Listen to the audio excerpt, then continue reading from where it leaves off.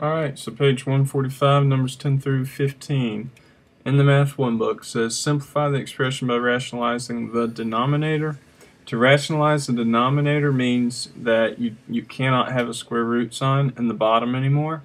So for something like number 10, what I would do is rewrite it as a quotient of the square roots. So the square root of a quotient is the quotient of square roots. Okay? And you can do one of two steps here. You can either simplify the 8, or you can multiply by the square root of 8 on top and bottom. It's going to be easier actually if you just simplify the square root of 8. So what's a perfect square that goes into 8? Hopefully you're answering 4. So that's like the square root of 4 and 2. What's the square root of 4?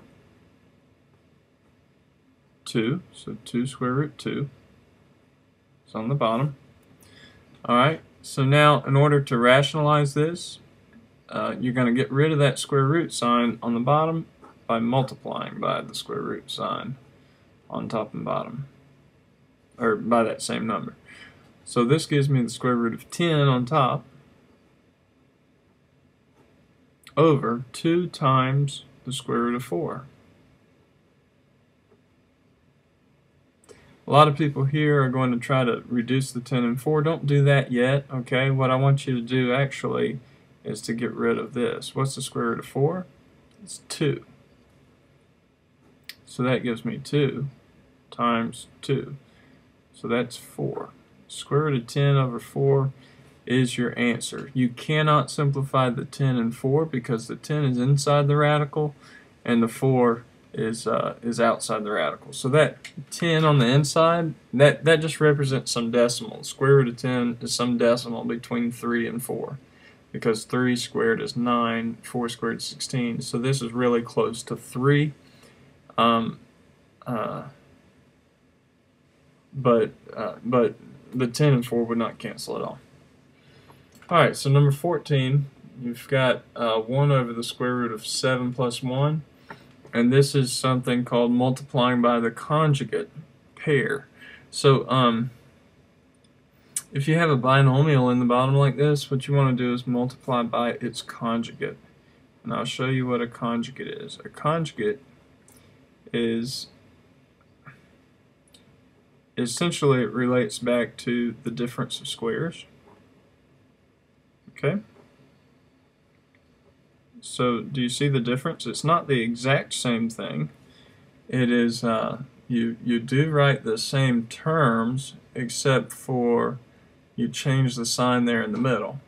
So you write the same numbers, but you change the sign in the middle there. Okay, so on top, since it's just 1 times this, the top is only the square root of 7 minus 1. However, the bottom is going to change because you have a square root of 7 times the square root of 7.